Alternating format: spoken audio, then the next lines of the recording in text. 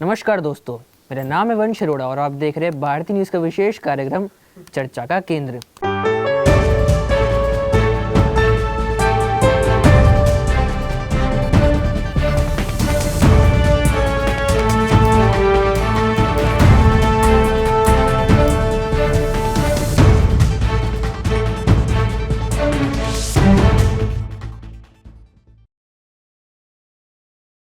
और आज हम एक ऐसे टॉपिक पे बात करने वाले हैं जो आजकल हर घर, हर मोहल्ले, हर सोशल मीडिया प्लेटफॉर्म पर एक चर्चा का विषय बना हुआ है। ओटीटी प्लेटफॉर्म्स पर सेंसरशिप की जरूरत। 2020 में लॉकडाउन के समय ओटीटी प्लेटफॉर्म्स ने अपना मार्केट इंडिया में बना लिया था, जहाँ नेटफ्लिक्स, अमेजॉन प्राइम, जियो हॉटस्टार, जी5 जैसे प्लेटफॉर्म्स ने एंटरटेनमेंट को एकदम बदल दिया। लोग आराम से अपने घर में सोफे पे बैठ के जो चाहे वो देख सकते हैं। लेकिन धीरे धीरे इस प्लेटफॉर्म ने जितना एंटरटेन किया लोगों को, उसी के साथ एक बड़ी प्रॉब्लम को भी जन्म दिया।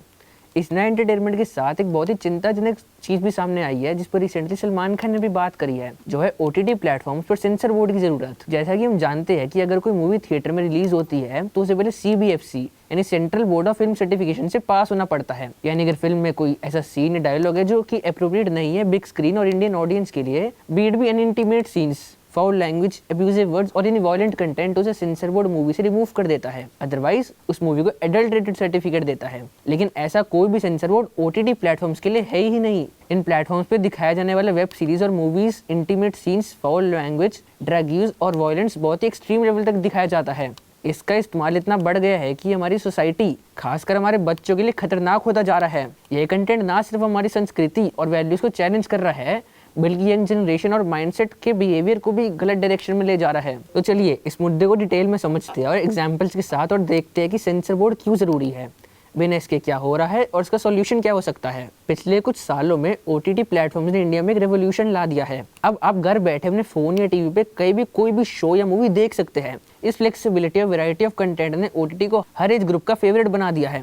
लेकिन ये फ्रीडम के साथ प्रॉब्लम ये है कि इस प्लेटफॉर्म पर कंटेंट पर कोई कंट्रोल नहीं है। जैसे कि आपको पहले बताया कि बॉलीवुड फिल्म्स के लिए तो central board of film certification है, लेकिन ओटीटी प्लेटफॉर्म्स के लिए ऐसा कोई स्ट्रिक्ट रेगुलेटरी बॉडी नहीं है। इस वजह से प्रोड्यूसर्स और डायरेक्टर्स अपनी क्रिएटिविटी के नाम पे कुछ भी दिखा रहे हैं, बिना इस बात का ख्याल रखे कि इसके सोसाइटी पर, खास करके बच्चों पर क्या असर पड़ेगा। आजकल ओटीटी शोज में एक्सप्लिसिट इंटीमेट सीन्स, गाली गलौज, वायलेंस, ड्रग्स का ग्लोरिफिकेशन इतना कॉमन हो गया है कि ये नॉर्मल लगने लगा है। लेकिन ये नॉर्मल नहीं है, क्योंकि ये कंटेंट हर कोई देख सकता है, छोटे बच्चे, टीनेजर्स, और वो बिना किसी प्रॉपर एज रिस्ट्रिक्शन के। आइए इनसे जुड़ी कुछ प्रॉब्लम्स को समझते हैं।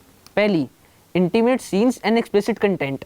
आजकल हर दूसरी वेब सीरीज या ओटीटी मूवीज में बोल्ड, एक्सप्लिसिट, इंटीमेट सीन्स डाल दिए जाते हैं, अक्सर बिना किसी स्टोरी की जरूरत के। यह सीन सिर्फ व्यूअर्स का ध्यान खींचने और सब्सक्रिप्शंस बढ़ाने के लिए ऐड किए जाते हैं। एक popular Indian web series Mirzapur इसका बड़ा एग्जांपल है। यह शो अपनी स्टोरी लाइन और कंटेंट के मामले में प्रोबेबली टॉप इंडियन शोज में आराम से अपनी जगह बना चुका है। लेकिन इस शो में वायलेंस के साथ साथ ऐसे इंटीमेट सीन्स हैं जो कहानी के लिए बिल्कुल जरूरी नहीं लगते। दूसरा एग्जांपल है सेक्रेड गेम्स का। इस शो ने इंडिया में वेब सीरीज को एक अलग पहचान दिलाई, और ये कहना गलत नहीं है कि इस शो ने वेब सीरीज को मेन स्ट्रीम करा, लेकिन इस शो में न्यूडिटी, एक्सप्लिसिट कंटेंट का यूज एक्सट्रीम लेवल तक किया गया है।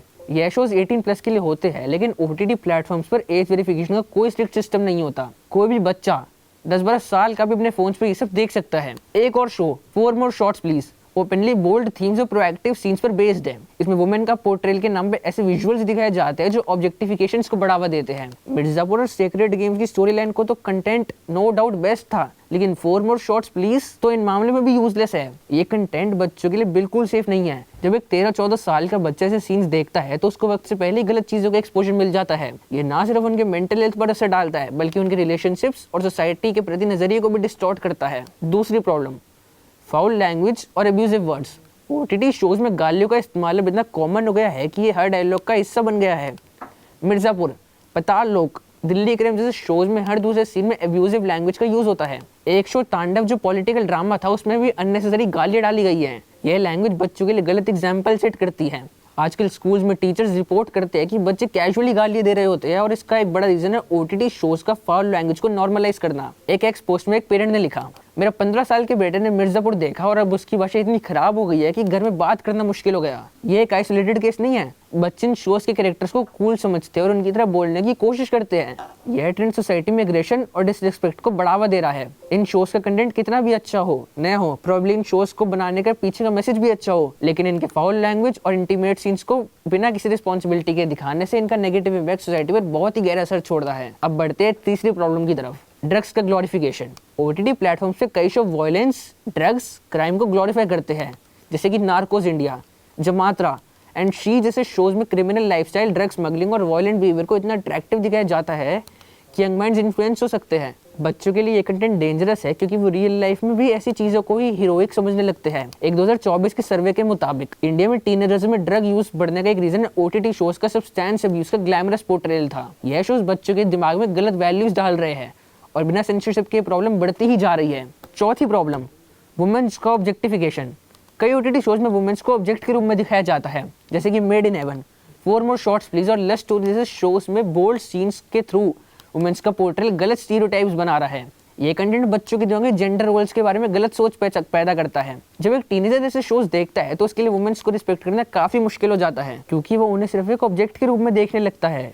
ये सोसाइटी में जेंडर इक्वालिटी के लिए एक बड़ी प्रॉब्लम है। इंडिया में जहाँ औरत को देवी का रूप मानते हैं, वहीं ऐसे शोज की वजह से बच्चे जिनको सही गलत की समझ नहीं होती वो एक अलग परसेप्शन बना लेते हैं। वहीं अगर एक मैच्योर इंसान इन शोज को देखेगा तो उसे इन शोज को बनाने के पीछे का ऑब्जेक्टिव समझ आएगा और प्रोबेबली उसका परसेप्शन और बेहतर होगा। लेकिन बच्चों के साथ ऐसा नहीं है। बस अभी 12th खत्म हुई थी और अब आधे से ज्यादा टाइम ये सोचकर निकाल देते हो कि which career to choose. Well, in that case I got you covered. ये वीडियो एंड तक देखना, क्या पता I will just make up your mind. You must have thought of कोई बस ऐसा कोर्स मिल जाए जहाँ अनलिमिटेड जॉब ऑप्शन हो, क्योंकि मैं भी यही सोचती थी, जैसे कि journalist, news anchor, radio jockey, screen writer, video editor, event manager, graphic designer, सिनेमैट, photographer, director, public relation officer, entrepreneur. In fact इन सबसे भी ज्यादा जॉब ऑप्शंस चाहिए। तो just choose BAJMC as your career. BAJMC is not just about theory but plenty of practical knowledge too. BAJMC as a course आपको provide करता है world की better understanding, meeting और working with people of top notch industry। और सिर्फ यही नहीं, BAJMC as a course आपको help करता है to grow personally and professionally too. So what are you waiting for? Choose BAJMC क्योंकि इधर आपको मिलेंगी endless possibilities। अब बात करते हैं कि बच्चों पे क्या असर पड़ रहा है। ओटीटी प्लेटफॉर्म्स की एक्सेसिबिलिटी इतनी इजी हो गई है कि कोई भी बच्चा बिना किसी रिस्ट्रिक्शन के इन शोज को देख सकता है। फोन्स, टैबलेट्स या स्मार्ट टीवी में बस एक क्लिक में ये कंटेंट अवेलेबल है। अब सोचिए, जब एक 12 से 14 साल का बच्चा मिर्जापुर, सेक्रेड गेम्स या 4 मोर शॉट्स प्लीज जैसे शोज देखता है जिसमें एक्सप्लिसिट सीन्स है, गालियाँ है, वायलेंस है और ड्रग्स है, तो उसके दिमाग पर क्या असर पड़ेगा? आइए इन्हें समझने की कोशिश करते हैं। पहला, गलत वैल्यूज का इन्फ्लुएंस। बच्चे इन शोज के कैरेक्टर्स को आइडियलाइज करने लगते हैं, जैसे मिर्जापुर का मुन्ना भैया या सेक्रेड गेम्स का गणेश गैटोंडे। ये कैरेक्टर्स क्रिमिनल होते हैं, लेकिन इनकी लाइफस्टाइल को इतना बढ़ा चढ़ा के दिखाया जाता है कि बच्चे उन्हें हीरो समझने लग जाते हैं। इससे उनकी मॉरल वैल्यूज पर भी बुरा असर पड़ता है। दूसरा, लैंग्वेज और बिहेवियर। एब्यूजिव लैंग्वेज सुन सुनकर बच्चे खुद भी वैसी भाषा का यूज करने लग जाते हैं। स्कूल्स में बच्चे आजकल कैजुअली गालियां दे देते हैं और ये ट्रेंड ओटीटी शोज की नॉर्मलाइजेशन ऑफ फाउल लैंग्वेज से भी बड़ा है। तीसरा, mental health issues. Explicit content और वायलेंस बच्चों के मेंटल हेल्थ को इफेक्ट करता है। ये उनमें एग्रेशन, एंजाइटी और गलत एक्सपेक्टेशंस को पैदा करता है। एक 2024 के सर्वे के मुताबिक 60% पेरेंट्स ने कहा कि उनके बच्चों ने ओटीटी शोज देखने के बाद इनएप्रोप्रिएट बिहेवियर दिखाया। चौथा, वक्त से पहले एक्सपोजर। बच्चे वक्त से पहले ही सेक्स, वायलेंस और ड्रग्स जैसे टॉपिक्स के बारे में जान जाते हैं जो उनकी उम्र के लिए बिल्कुल सूटेबल नहीं है। यह उनके इमोशनल डेवलपमेंट को हार्म करता है। अब बात करते हैं कि आखिर सेंसर बोर्ड जरूरी क्यों है। अब सवाल ये उठता है कि ओटीटी प्लेटफॉर्म्स के लिए सेंसर बोर्ड हमें चाहिए क्यों। पहला, content regulation. Sensor board ensure करता है कि ओटीटी कंटेंट में unnecessary explicit scenes, abusive language और वायलेंस को लिमिट किया जाए। ये शोज को फैमिली फ्रेंडली या एज अप्रोप्रिएट बनाने में मदद करेगा। दूसरा, बच्चों की सेफ्टी। बच्चों के लिए ओटीटी प्लेटफॉर्म पर एज वेरिफिकेशन सिस्टम बहुत वीक है। सेंसर बोर्ड स्ट्रिक्ट गाइडलाइंस ला सकता है, जैसे मैंडेटरी एज रेटिंग्स और पेरेंटल कंट्रोल्स, ताकि बच्चे गलत कंटेंट ना देख सकें। तीसरा, कल्चरल सेंसिटिविटी। हमारे इंडियन कल्चर में कुछ चीज़ें एक्सेप्टेबल नहीं है। आजकल के टाइम में कोई भी छोटी सी बात किसी के भी सेंटिमेंट्स को हर्ट कर सकती है और उसके पीछे एक बड़ी नेशनल न्यूज़ बन सकती है। ऐसे में ओटीटी शोज में सेंसर बोर्ड इसे प्रिवेंट कर सकता है। चौथा, सोशल रिस्पॉन्सिबिलिटी। ओटीटी प्लेटफॉर्म्स का बिजनेस मॉडल व्यूज और सब्सक्रिप्शंस पे चलता है, इसलिए वो सेंसेशनल कंटेंट बनाते हैं।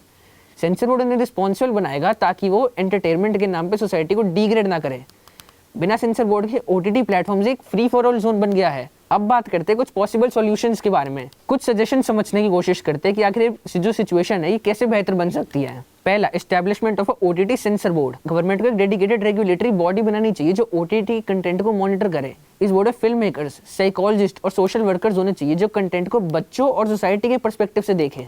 दूसरा, मैंडेटरी एज रेटिंग्स और पेरेंटल कंट्रोल्स। हर शो या मूवी के लिए क्लियर एज रेटिंग्स होनी चाहिए और प्लेटफॉर्म्स पर स्ट्रॉन्ग पेरेंटल कंट्रोल्स होने चाहिए ताकि बच्चे रिस्ट्रिक्टेड कंटेंट ना देख सके। तीसरा, कंटेंट गाइडलाइंस। सेंसर बोर्ड को गाइडलाइंस बनानी चाहिए जिसमें एक्सप्लिसिट सीन्स, एब्यूसिव लैंग्वेज और वायलेंस को लिमिट किया जाए। शोज में पॉजिटिव मैसेजेस और कल्चरल वैल्यूज को प्रमोट करना चाहिए। चौथा, पब्लिक अवेयरनेस। पेरेंट्स और स्कूल्स को बच्चों के OTT कंटेंट के डेंजर्स के बारे में एजुकेट करना चाहिए। बच्चों को समझाना चाहिए कि ये शोज में दिखाया गया सब कुछ रियल लाइफ के लिए सुटेबल नहीं होता। पांचवा और आखिरी, social media regulation. Instagram reels और यूट्यूब शॉर्ट्स पे भी OTT शोज के क्लिप्स वायरल होते हैं जो बच्चों तक पहुंचते हैं। सोशल मीडिया प्लेटफॉर्म्स को भी इंश्योर करना चाहिए कि ऐसी सिचुएशन अराइज हो ही ना। दोस्तों, OTT प्लेटफॉर्म्स हमारे एंटरटेनमेंट का एक शानदार हिस्सा है, लेकिन बिना सेंसरशिप के एक डेंजरस जोन बन गया है। एक सेंसर बोर्ड इस प्रॉब्लम को कंट्रोल कर सकता है और इंश्योर कर सकता है कि एंटरटेनमेंट इंस्पायर करे, ना कि डिग्रेड करे। घड़ी की सुइयां बता रही है कि अब आपसे विदा लेने का समय आ चुका है। तो अगले एपिसोड में फिर से मुलाकात होगी एक नए विषय के साथ, वीरवार रात 8 बजे भारतीय न्यूज़ के विशेष कार्यक्रम चर्चा का केंद्र में। धन्यवाद।